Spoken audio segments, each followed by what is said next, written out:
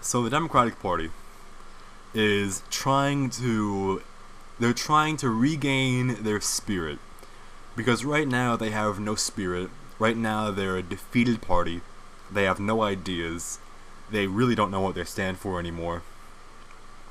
So, two billionaires decided that they were going to save the party.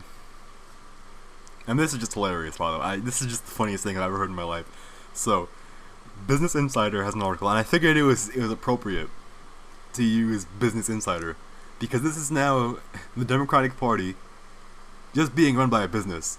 That's all they are now. They're just the business party. It says, two Silicon Valley billionaires want to reinvent the Democratic Party with a new project called WTF. So they have these WTF Democrats now. And this is their vision, right? They want a pro-business, pro-capitalist Democratic Party.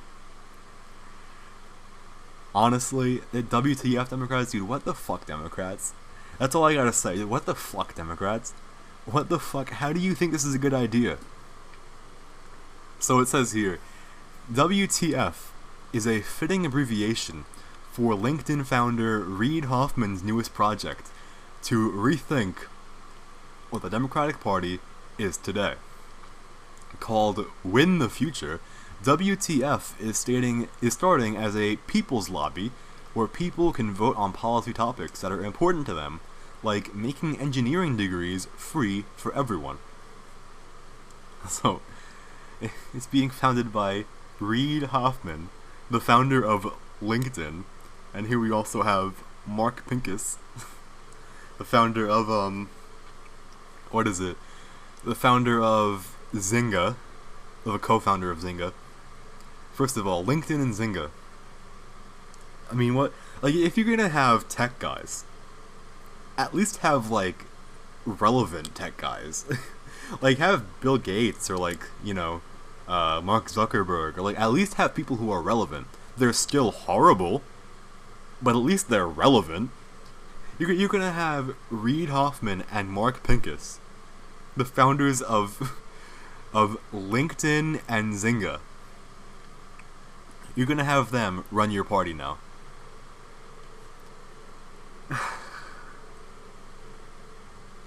I don't even know what to say. This is the most hilarious thing. Guys, you cannot win like this. Like I said before, like, the Democratic Party has become the tech company party. They've become the Silicon Valley company. Because it's really all they are. It's really all I mean, they, like, look at their ideas. That's like straight out of, Google and Apple. That's like straight out of their ideas, right? Like the whole anti-anonymity thing. That's a big thing that all the tech companies are all for, right? Tech companies, they all hate anonymity. They really do. I mean, between, like, Twitter, who forces you to give them your phone number and your email address, and Google, where they store, like, so much information about you. I mean, these mega corporations, they just spy on you, and they stalk you, and they invade your privacy. And yet, of course, the Democratic Party, they're so populous that they're so friendly to these companies. The real populist position on these companies would be to go after them for invading privacy. That's what I would do if I was in any kind of position of any kind of power whatsoever. I would go after these companies for invasion of privacy, for censorship. They censor people so often. They do so much censorship. It's ridiculous. I've been banned from Twitter like 20 times. Google doesn't even give ad money to anyone anymore. I mean, I'm nowhere near the point of being able to get money from YouTube, right? But even if you were at that point where you could make money, they don't make anything.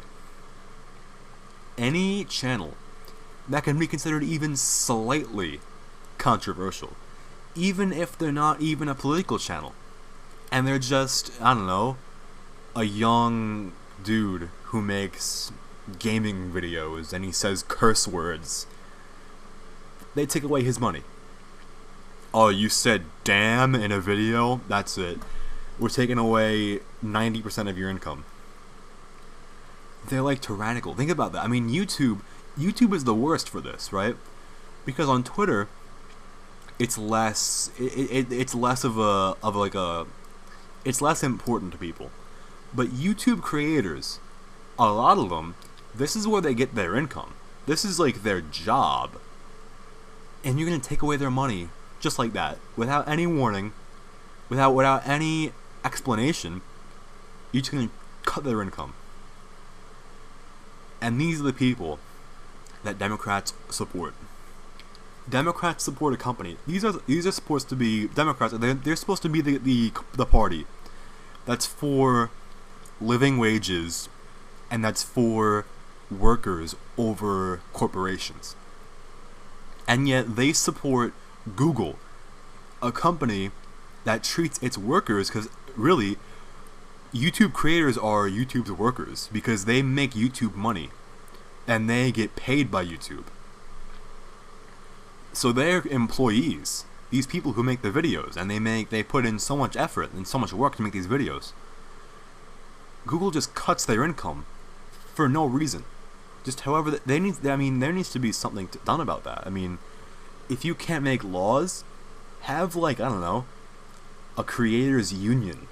I mean, that's I haven't thought it through, but it's an idea that I had. Have like a creators union where you stop YouTube from just cutting off people's income with no warning, no reason, because it's ridiculous that you see all these people who are barely making by to begin with, right? Like, they barely get paid to begin with, and now they have to deal with YouTube censorship and YouTube demonetizing them and giving no explanation and never responding to their requests for support. It's ridiculous. And in the case of Twitter, I would say that they should have to abide by free speech laws. You could say, oh, they're a private company. Yeah, but these companies are so powerful that at this point they're a modern platform for free speech. I mean, Democrats are always the ones that say, they're always the ones that say that, oh, the Second Amendment is outdated because it was written when we only had muskets. Okay, then I guess the First Amendment is also outdated because that was written when we only had printing press. We didn't have the internet, we didn't have radio, we didn't have television. So, if the Second Amendment only applies to muskets, does the First Amendment only apply to print, and not radio, and not television, and not the internet? Like, that's their mindset. Like, I think the Democratic Party, they're like the party of, like, oh, that's just outdated. That's like their whole, when it comes to the Constitution, right? They say that the Second Amendment is outdated, and that because it was written when we only had muskets. And now they don't say, but they somewhat imply that the First Amendment is also outdated because it was written when we only had the printing press and we didn't have radio, we didn't have television, we didn't have the internet. That's like the implication, right? Because they support these companies like Twitter and like these giant corporations like Google, where they censor relentlessly. And then they say, oh, it's just because we're a private company, right? Even though the internet is the new platform for free speech. It's 2017. We need, like, the internet is where free speech happens now. That's the thing, like you can have a speech, you can have a rally, but if you want to actually have your voice be heard, the internet is the place to go. But the Democrats and these big corporations, they don't believe that you have a right to speak your mind on the internet. They believe that they have a right to shut you down and censor you for whatever reason they want. Notice how the codes of conduct on all these websites, they get more and more vague by the day. They get vaguer and vaguer and vaguer. You know why they're getting vaguer? Because they want to be able to apply them in any way they want. There used to be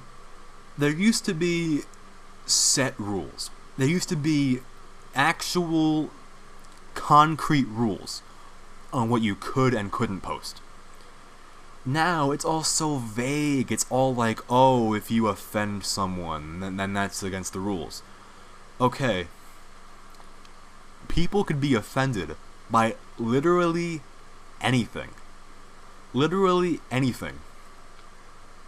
What if I say that, I don't know, I'm offended by the English language because I'm a German speaker? So does that mean now that it's time to shut down every account that speaks English? No, because you could be offended by anything. That's why all these rules are so nonsense. And like I said, remember what I said yesterday about how these people act like school teachers? That's what it is. I mean, in schools, they have these same rules, which is part of the reason why we need education reform. And we need to reform our schools, because they're run by liberals and they're being ruined. But one of the things that they do is they will punish kids if they offend someone, even though you can be offended by anything. And you can easily just say that you're offended by something, even if you're not, just to get someone else in trouble. And that's what happens on Twitter with the UK police, where you had people on Twitter who would notify the UK police about an offensive tweet just to get them arrested.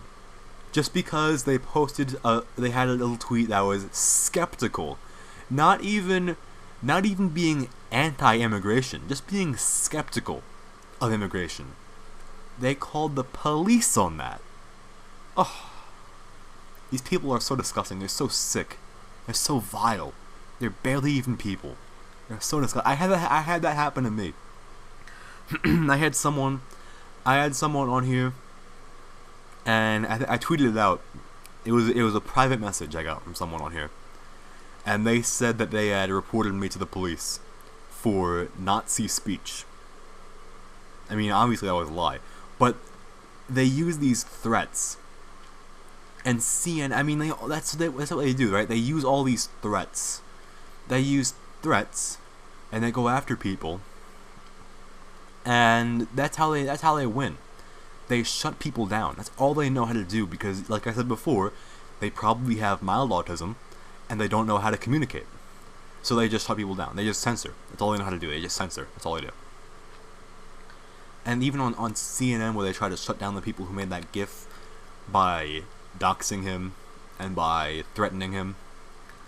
I mean, it's a meme. A meme. Come on, CNN. It's a meme. Relax. But no, they go after that kid for a meme. Oh. And then people want me to feel sympathy for CNN when they say, oh, now people are going after me and they're going after my family. I have no sympathy. They screwed themselves. I have no sympathy for these people in the media who say, oh, feel bad for me. They're going after my family. They're going after me. They're protesting outside of my apartment. Good. That's what you deserve. You started it. You deserve it. And like Trump said, when we get these terrorists, we have to take out their families.